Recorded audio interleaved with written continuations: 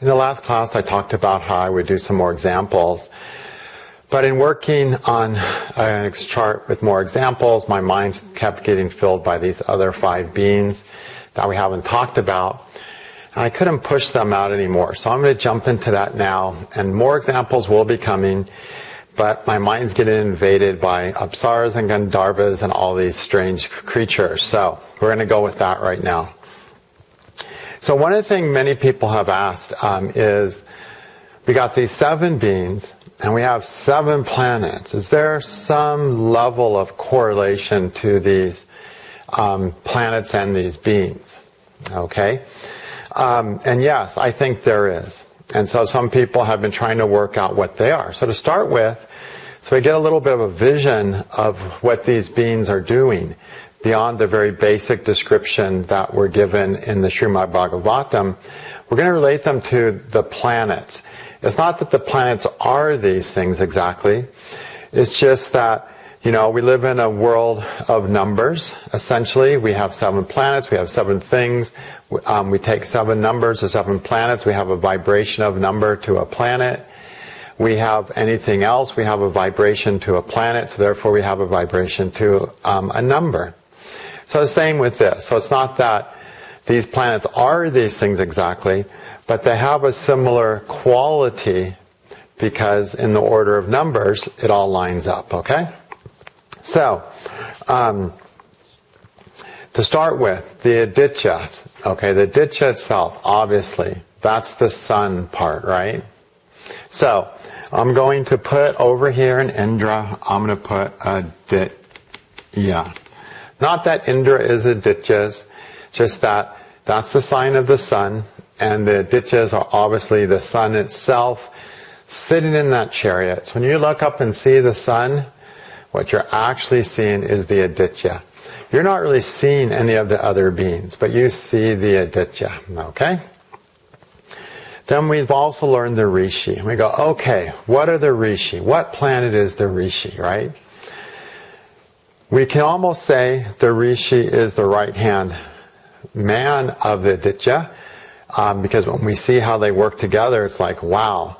However, we can't really say that when we think about it a little further, and we realize that Kashyapa, the Rishi of Amshu, happens to be the father of the Adityas. Alright? So, people who have the Amshu might like Adityas better, because that's really Amshu's children. Think of that, okay? So, or, Kashyapa's children. So, we can't really relate it to that. The Rishis are the ones who propagate the world. They created all the children. That's a Jupiter quality. We know the Rishis, next to the Aditya itself, the sun itself, is the most significant thing. So we have to really think, what's the most significant planet outside of the sun? And we can say, well, it's the moon. Yeah, in some ways, you bet, it's the moon. From our experience of being a human, it's the moon. But from the experience of the solar system, it's actually Jupiter, simply because Jupiter has the second most amount of mass of the 7 planets in the solar system, to such a point that it influences the motion of the sun to move around something called the barycenter. It pulls that sun out. So the sun's not sitting in this fixed point. It's revolving around a fixed point because Jupiter, as it goes around the sun, is pulling the sun this way, then pulling the sun that way, pulling the sun this way. And so it pulls it off center into a little circle. So we see that Jupiter has a sway over the sun. Kashyapa has a sway over the Adityas simply because he's the father of the Adityas. Alright? The other Rishis are fathers of everything else. And of course Kashyapa is the father of many things. So we give the Rishis to Jupiter. The job of the Rishis, they sit there and they sing the hymns and praises. They're telling us the truth of God. They're the gurus, right? The Rishis are the original gurus. All the knowledge in the world has flowed from the Rishis, alright? So, that's pretty clear. Now, some things get a little trickier. We go, okay, Apsaras are music, and they're dancers. Music is the moon, I want to give them to the moon. They're also female, which is the moon. And we go, okay, that makes sense. But the moon, the Apsaras are paired with the Gandharvas. And the Gandharvas are the singers, they carry the song, which is the sun. But the sun's already been taken up by the Adityas. So we can't really relate the Gandharvas to the sun, so we really can't pair. We really can't take the moon to be the Apsara either, even though the moon is watery, and even though the moon is, female, even though the moon is music. But what we can do, we can say, well, Venus, which exalts the moon, can be the Apsara. Okay? So we see Venus as the Apsara. And Mars, which exalts the song, the sun, over here in Data, Mars becomes the Gandharva. So we'll put Gandharva in the sign of Mars. Not that, these signs are the Gandharvas, but just to relate them visually. So now we have the exaltation of the moon, ruled by Venus, an Apsara, and the exaltation of the sun under the sway of the planet Mars, which is the Gandharva planet. And to make it really, really interesting, they debilitate the sun and moon as well. So Mars debilitates the Apsara, and Venus debilitates the sun, the song. So Mars debilitates the Gandharva, debilitates the dancing and the music of the Apsara, we can say, and the Apsara debilitates the song of the Gandharva. So there's this two thing going on. This is a pair. They're like a pair. They're the only beings that are paired. And they exalt and debilitate the same planet. Okay? And that's the whole human drama right there. That whole human drama is happening within ourselves. That human drama is happening in our relationships. And as we talked about, these four Adityas, the ones ruled by Mars and Venus, have so much to do about human relationships and what's a healthy human relationship and what it's founded on. It's founded on Data, right? And it survives because of the ability to transform what we need to transform to maintain the companionship, okay? Then it's founded on making good decisions, knowing what we are, what we have, and what we can trade, and what we need. And, which is the Gemini results for Twashta. And then, and it lasts because of commitment to the partnership, right? Because the partnership has long-term value. So, but then at the same time, the same planet, the Apsara exalts the moon, but it debilitates the sun. The Gandharva exalts the sun, but debilitates the moon. And this is a struggle of learning to use male and female energy correctly. The minute we use more male energy, we use less female energy. And sometimes that's necessary. All right, sometimes we have to drop the female energy, no time for feeling, I got to survive this. I got to do whatever it takes, and I can't let fear and worry and any emotions affect me. I have to get the job done. Sometimes we need to do that. And when we're in a more feminine state, then the masculine state stops. And these two things, the Gandharva and Apsara, have a lot to say over the masculine and feminine parts of us. And when one goes up, the other one goes down in most of our activities. Even when we walk, we write right foot, male, and then left foot, female, and when we get through that, we're taking the weight off the other foot. So there's this equilibrium that happens where there's a focus on one and less focus on the other, back and forth, pretty much everything we do. And within a different individual, the back and forth is not like this perfect equilibrium of back and forth. It's like this one goes up this much, this one only goes that much. So it's like this. Meaning a person's dominantly in one side and the other side fluctuates a lot. That's not the place of our best way of being. Our best way of being is when our female masculine sides are going up and down, leading and following in a natural, healthy manner that works the best. If a person's more in their masculine most of the time or in their feminine most of the time, their life's not going to work that well. Okay? So much of what we're trying to do is to balance this Apsara Gandharva force, the use of our male and female energies. And that's so much what the human drama is about. And that human drama takes most vivid form when we're dealing with relationships, right? Where we got a male and female person trying to find harmony and balance with each other, who both can swap between male and female sides. And, at that point anything can happen and everything does happen. As we go through this cycle of Data Aryama and build ourselves into being better companions and therefore have better companions. So the whole human drama is revealed by these two beings, the Gandharva and the Apsara.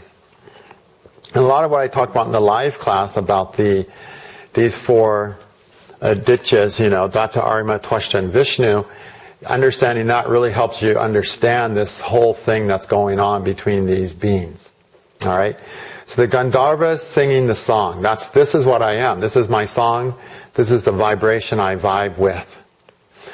And the Apsaras are dancing to that music, dancing to that song, complementing that song. And that's, in a way, Data, okay, this is what I am. And now we have a vibration that brings in a certain kind of partner that moves with who we are, with how we are at Aryama.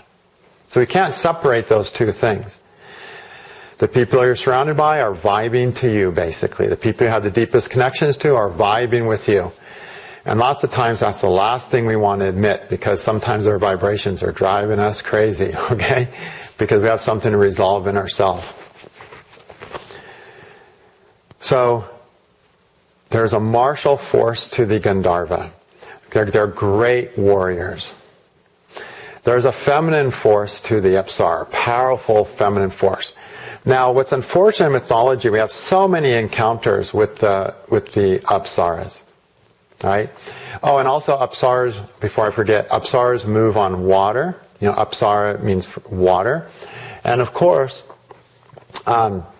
Venus is a watery planet, right? And one of the elemental schemes of Venus is water. And, before I forget, Jupiter is the ether. And of course, it's the Rishis that are traveling through the ether, literally traveling in and out of time and space through the ether. So, the elements of the planets has a lot to say over what of these beings it's connected to. All right, so we hear of all these stories of these Apsaras, and they're going around causing lots of trouble. And there is this quality to the Apsara. It's, Venus exalts the moon.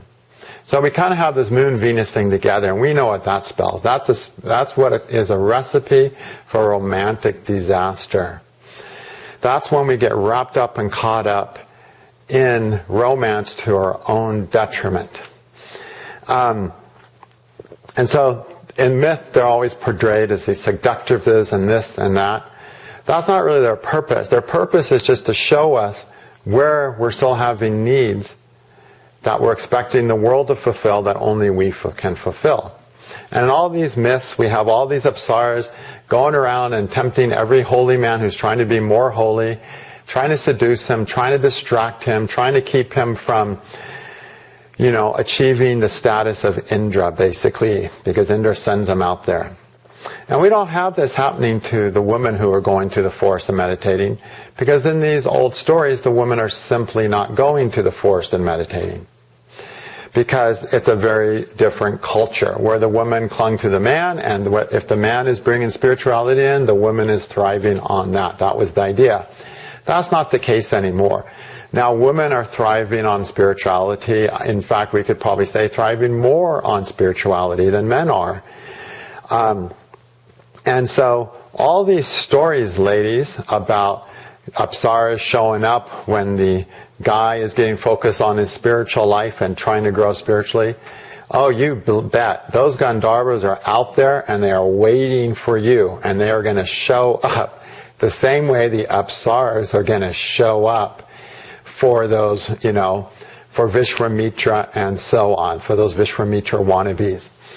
So, we really need to take all these stories of the Apsaras and realize all this stuff, the Gandharvas are going to do all this to women. They're going to, all that stuff, they have the same role basically, to test the woman's spiritual resolve, just as the Apsaras test the male's resolve. Is there anything wrong with failing that test? No. It just means you weren't ready. Okay, it wasn't the right time for you. It's not a failure. It just means you have to work out some more of your humanness. Okay? You have to work out some of your more parental wounds, right? Mars is the mother and Venus is the father. You have to work out these issues still. You didn't fail, there's no failing, because, it's not like you're getting, rejected to hell or something like that. It's just, you're not quite ready to take the step to that next spiritual step. Okay? And that's not a failure. A failure is when you get your ass kicked backwards, okay? It just means you weren't ready to move forward spiritually at that point. And that Apsara or Gandharva showing up shows you why, what you still needed before you could make that. Sometimes what you need is to have something revealed to yourself that, you needed to know, something that was blocking you spiritually, keeping your heart closed, something that was causing you to withdraw in pain, instead of being fully open to the possibilities. If you're not fully open to the possibilities, you can't be fully open to life. You can't be fully open to God. If we have our hearts closed, we can't make it spiritually. So we have these things that show up to show us where we're at on the level of our humanness that's trying to achieve liberation. And other times we need a healing. So other times we simply need the benefit of another person's presence in our life to heal something that, until healed, we're not going to be fully open to the radiance of God. Okay? So it's not a failure. It shows you need more preparation on the human level. And these Gandharvas and Apsaras, they're all working on the human level. The level of trying to be what you are and be connected to people, even though you're a spiritual being. That's what these guys are all about. That's why they exalt the sun, because there's a spiritual being there. That's why these planets that represent these, that correlate to these Gandharvas, are exalting the moon, our human nature. Okay? Now, the difference is, Apsaras are simply defined as extremely beautiful women. Okay?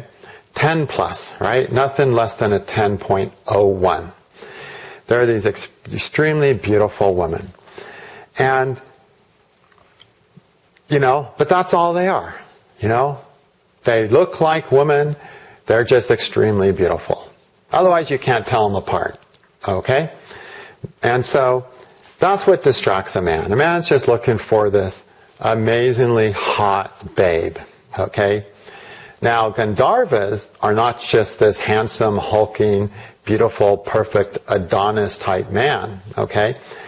They're these radiant, shining beings. They're men form, but they're these radiant, shining beings, illustrious and just golden light emanating from them. That's what women want, So, the reality is, us real men, we can't compare with Gandharvas. That's the joke, right? Women are wanting so much from their humble man, right? Because they want a Gandharva. And so they try to get more from their man, and they try to get more from their man, they try to get more from their man always. Because as a human, he's never going to have the radiance of a Gandharva until he's liberated. And that's a good thing. If she goes about it right. You know, if she goes about it right, because see, the woman part is the Apsara part. You know, in every relationship you have the Apsara part and you have the Gandharva part. The Gandharva is a great warrior. He walks true to his path. He's strong in his song, which is a state of being. Okay. The Apsara walks on the water. She deals with the emotional realms. She's from the water. She's subtle. She's manipulative. She's seductive. You know, the Gandharva gets things done with his strength and will. The Apsara gets things done with her seductiveness, her emotional knowledge, her emotional strength, basically. And when relationships aren't giving somebody everything they want, the woman tries to get more out of the man, and the relationship ends. Okay? And when a man is not, you know, feeling like his babe is the hottest babe, he starts wanting the next hottest babe. That's dysfunction. Okay? When we want our Gandharva or our Apsara, because again, these two beings represent the whole human drama. When we want our Gandharva or our Apsara, as the case may be, to be better for ourselves, we make mistakes. Okay? And we screw up the relationship. But if we want our Gandharva or our Apsara to be better for themselves, now we're playing the game right. So when the Apsara force in a woman manipulates her man to be better in what he truly is, gets his emotions stirred up in the way that directs him towards what he really is, not for her, because she sees what he really is. And she does it as a gift to him. That's a healthy relationship. Men get stuck. We're emotionally not as intelligent as an Apsara, as a female. Okay? So a woman who can see a man, see where he's stuck, and can work him to get him unstuck, is the woman he's never going to want to leave. Okay? But the woman who just wants more, because she's an empty being, and she tries to get her man to give her more and more and more because she's not self-sufficient and purpose and validation and self-love, etc., etc., etc. Oh, that's the woman he's going to want to run away from so fast. So we have to be careful how we use this Apsara and Gandharva force. Now, a Gandharva, he's this radiant being, right? How does he get his babe to look hotter? You know? Because what the incorrect of getting your babe to look hotter is getting a new babe, right? One that you haven't seen naked in the sunlight, so you haven't seen all of her flaws. Okay? So, how does a Gandharva make his Apsara more beautiful? He does it by increasing his radiance. Alright, because he's the Mars part, right? The self part. The Apsara is the Venus part, the companionship part. Okay, I have to impact the companion part. But the Gandharva is the Mars part. It's about becoming more radiant in the self. When that happens, then when they look at their partner, that radiance lands on them and they see them as more beautiful. If they're truly a fitting partner, if it's really their Apsara, okay? If it's really their woman, okay? By becoming more radiant in the self, there's more light to see the beauty of the Apsara. So, within ourselves, when we get health in ourselves, when we feel better about ourselves, when we look at someone, we can see more beauty in them. That's how a Gandharva makes his babe look hotter. Okay? But if the Gandharva is not becoming more radiant from within, not feeling better about himself, not seeing himself in a better light, then when he looks at his babe, she's fading, she's fading, she's fading, and he wants something to stimulate him, so he goes on to the next babe, And 6 months later, he finds out she has even more flaws than his previous babe, and then he goes on to the next one. So, in our journey together with these internal Apsara and this eternal Gandharva, and with these and the whole human drama that these guys mean, we have to always be careful to exalt the sun and exalt the moon, not debilitate them. Okay? Does the Gandharva force debilitate the moon? You know, the female force? Or does it exalt its own force? That's what it comes down to. Men with no self-esteem treat women like shit. Okay? And does the Apsara force exalt the moon? Is she full of herself? Is she emotionally solid? Is she emotionally a self-contained being who can see and truly love another being and manipulate the hell out of him for his own good so he loves her forever? Or is she an empty being who can't provide any nourishment to herself on any level, so all she can do is manipulate some poor sap to give her whatever she can get? Okay? That's the possibilities with these two. And then she's debilitating the Gandharva force. And within each of us, we have a sun and moon. We have a Gandharva force, which is Mars. You know, Mars is responsible for, the Gandharva is responsible for developing the Aditya force, we can say. Okay, exalting the sun. And Venus, the Apsara, is responsible for developing the lunar force, the feminine force. And we both have a solar and lunar half, a male and female half of our psyche.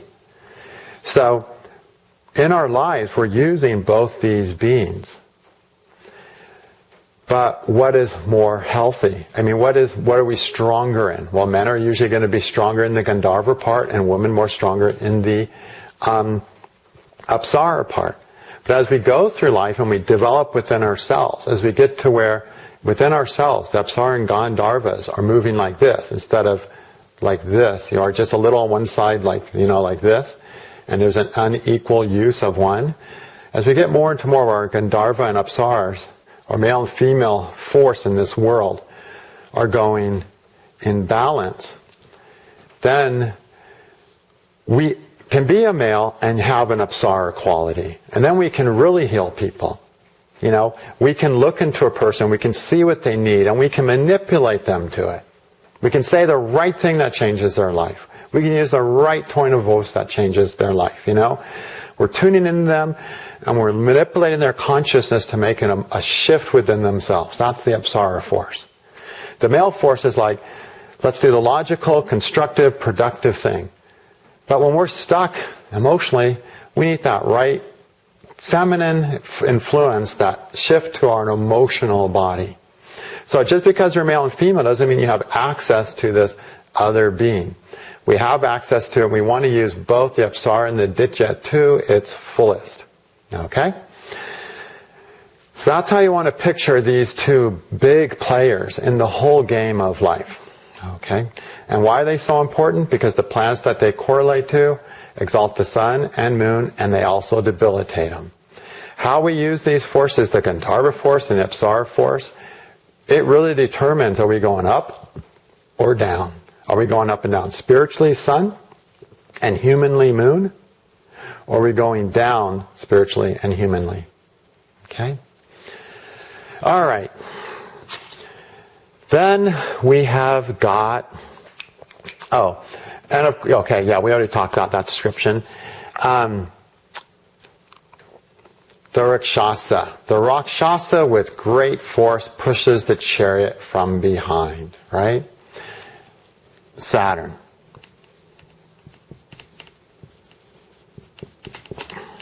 Rakshasa there. So, air element, right? The only good direction the air element can be in is behind and pushing you. If the air is blowing in any other direction, the chariot's not going to move very well, is it? Okay? Saturn's the air element. It's blowing, it's pushing from behind. The only useful place for the Rakshasa is behind you. And what is Saturn? It's what you leave behind, right? You just let it go and leave it behind. What's the wind that moves us forward? It's the wind of just letting go of the past, right? Letting go of what's not wrong with us. Saturn, letting go, finishing things. With handwriting, we learn to see when someone's holding on to the past, right? We learn to see writing on the left margin strongly all the way to the left, they're stuck in the past. We saw letters going way back into the past. Their child mind is stuck in the past, hurt by the past, and so on. We learn to see the effects, the very limiting effects of being stuck in the past. The Rakshasa is about getting unstuck from the past, like leaving that behind. The minute we let go of something, our force and energy to move forward is dramatic. But when we're holding on to things, holding on to grudges, hurts, so on and so on and so on, negative memories, each of those things is like a wind that's blowing in our face, keeping our chariot from moving forward. Okay? And also the Rakshasas are these big scary beings, right? They eat people. They can change form, get big, and eat you. So obviously, behind you is where you want them. And that's going to motivate you to make your chariot go as fast as possible. So another way the Rakshasa force gets you to move forward is by scaring the shit out of you and making you run as fast as you can forward. Because Saturn's the things you want to get away with. That hurts me, that damages me. Love them and leave them. Love them means you can let it go. Leave them means you move forward. You run away from that terrible thing. It's not a terrible thing for everybody, but it was terrible for you. It wasn't right for you. So, it's also the force of the pain. The Rakshasa, is the meanest creature of these beings. It's the force of the pain that motivates us to move forward. And Saturn is mortality. The other thing that motivates us to move forward is our mortality. Okay? You want to do this? All right, get off the couch and do it. Because you know what? If what you want to do is be an athlete, at 28 you'll hit your prime, and if you haven't done it by then, you're not gonna. Okay? Whatever it is, our mortality pushes us onward. So all these forces, that powerful forces that push us forward. But one of the most important is simply the ability to let go.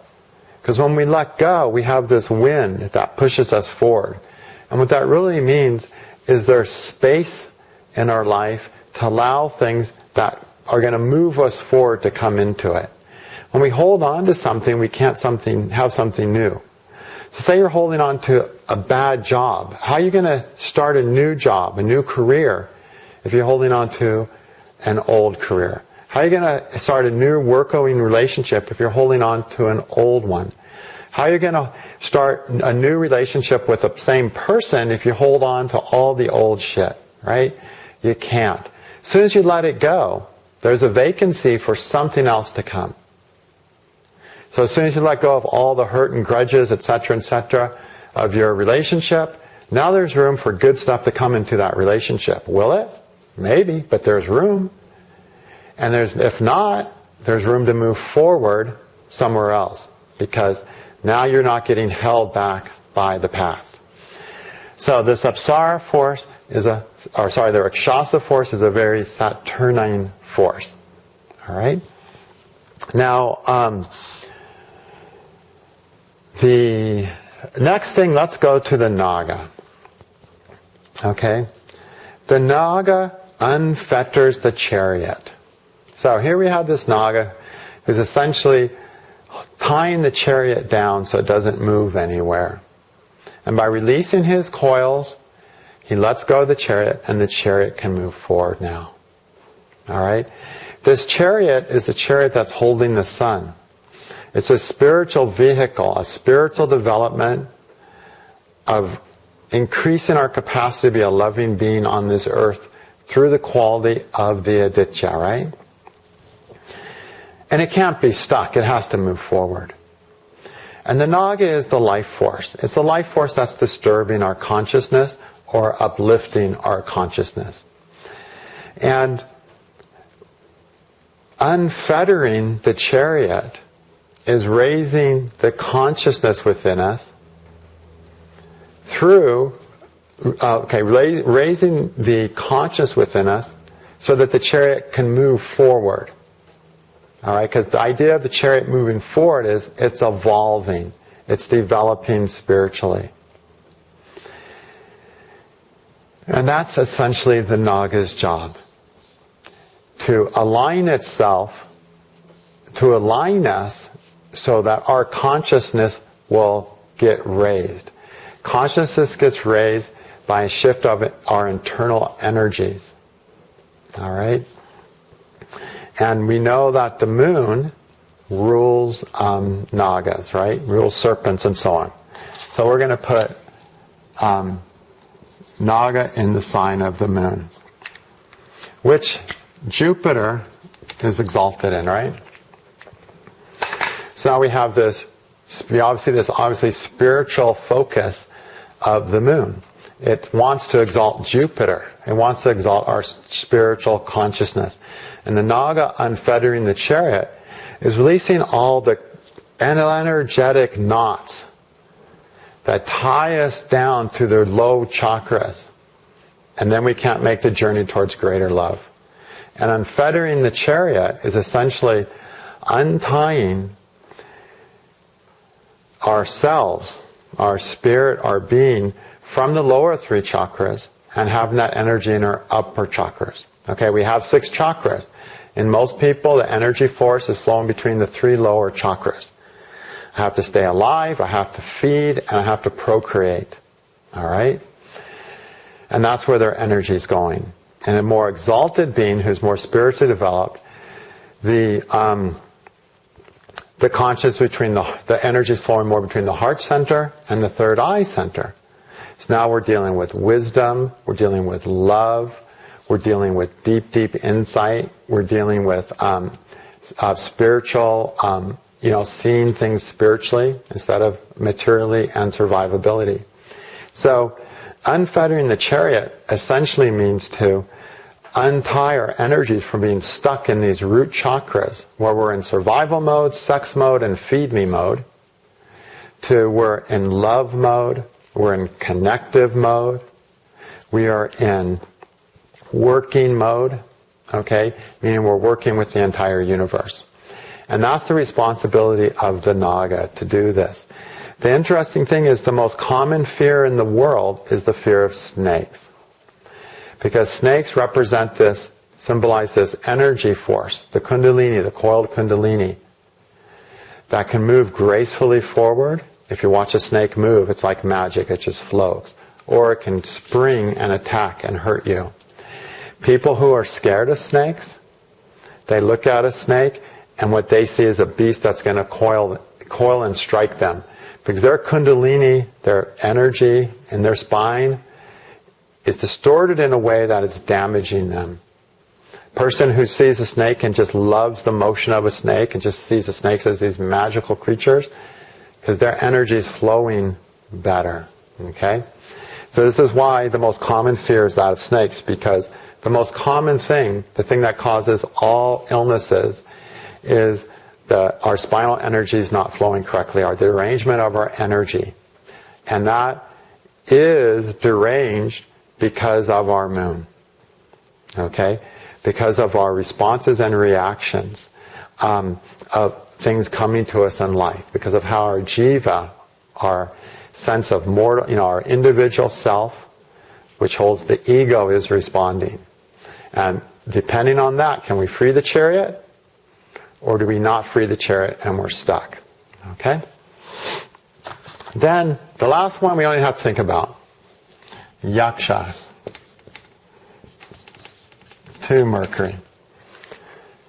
Mercury is the earth element and the Yakshas are the earth spirits.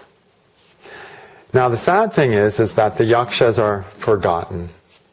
And that's really because on a deeper spiritual sense, Mercury is forgotten.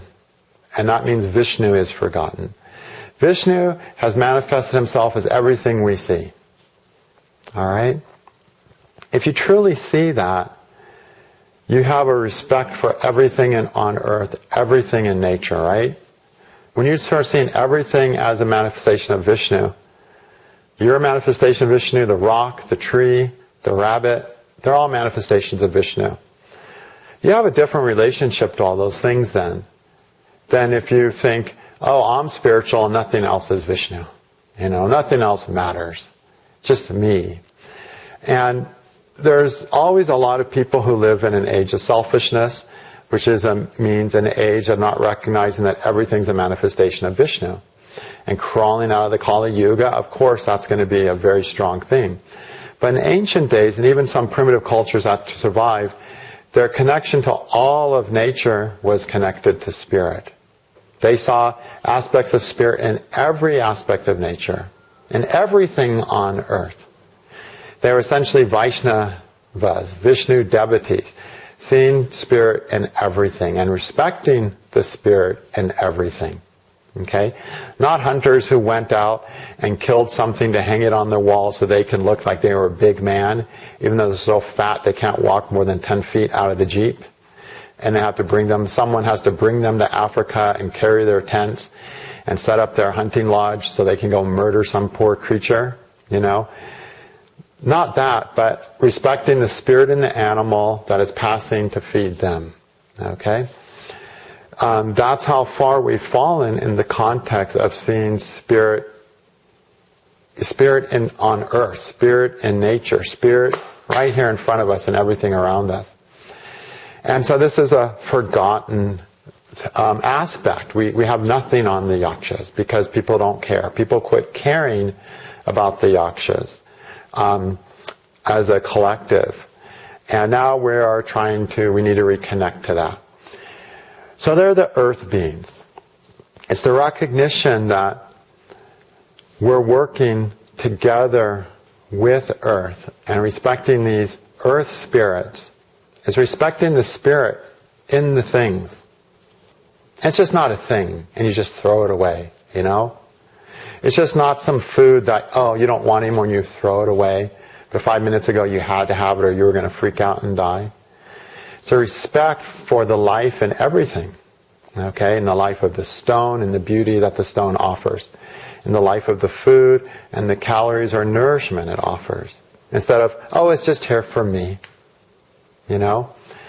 And so a Yaksha devotee is someone who respects the spirit and essentially in all things, the same way as a Vaishnava deity, and tries to work with these nature spirits to live in harmony with essentially all of life and with respect of all of life. And it's a beautiful, beautiful part about the Aditya symbology, which unfortunately we have very little information, but we are going to do our best to resurrect as much of this part of the Aditya symbology as possible. Okay? All right. I think that covers it. And a lot of people have been wondering about this. I hope you really enjoy this class. Thank you.